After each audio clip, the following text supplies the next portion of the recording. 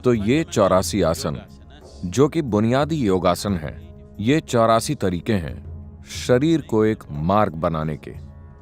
असल में हर किसी को सारे 84 आसन करने की जरूरत नहीं है, केवल एक ही आसन काफी है।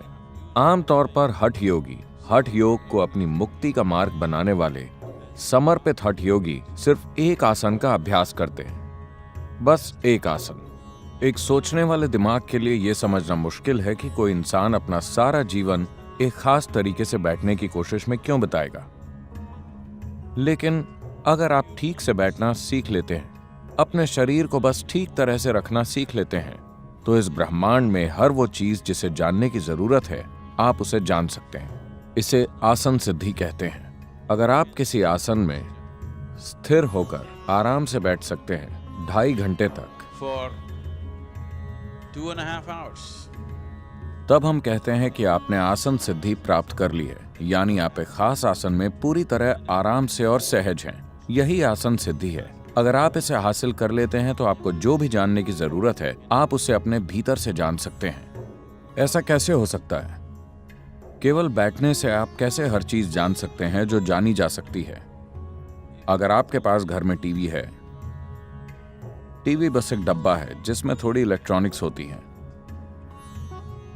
लेकिन यह अपने आप में एक पूरी दुनिया बन जाता है।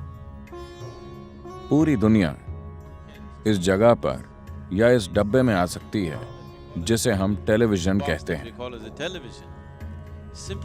क्योंकि इसमें रिसीविंग का एक तरीका है। अगर आप एंटेना सही तरह से सेट कर दें, अगर इसे ठीक से एडजस्ट कर दें, तो पूरी दुनिया आ जाती है आपके घर में या इस डब्बे में। अगर ठीक से सेट नहीं है तो टीवी वही है, इसमें सब कुछ है, पर वो कुछ नहीं कर सकता।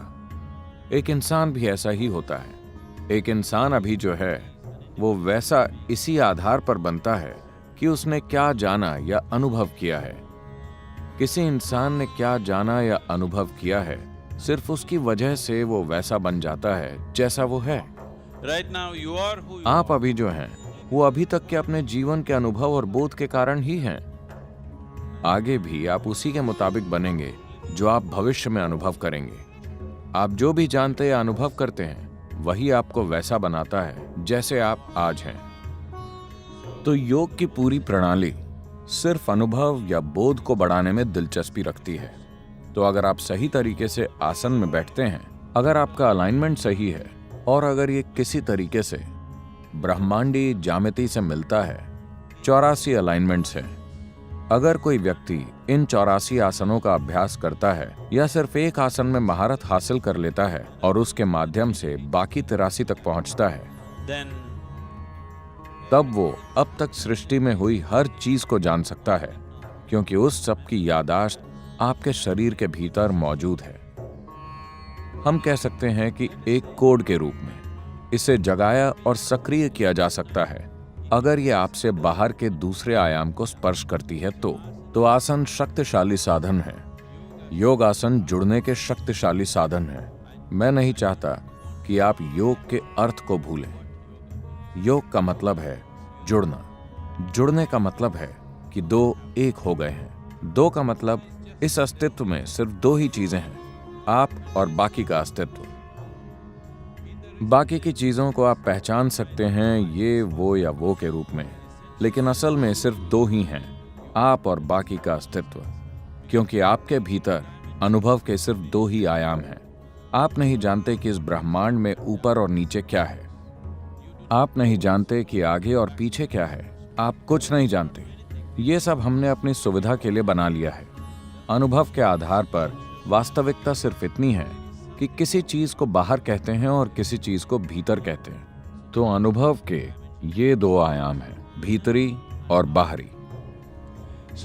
तो योग का मतलब है इन दोनों को मिलाकर एक कर देना, बाहरी और भीतरी, आप और बाकी सब, आप और कोई और। जब आप और कोई और नहीं होता, तब सिर्फ आप और आप होते हैं, तब वो योग है। तो आसन इस तक पहुंचने का शारीरिक जरिया है। ये एक शारीरिक साधन है इस परम एकरूपता तक पहुंचने के लिए, क्योंकि शरीर के साथ काम करना सबसे आसान होता है।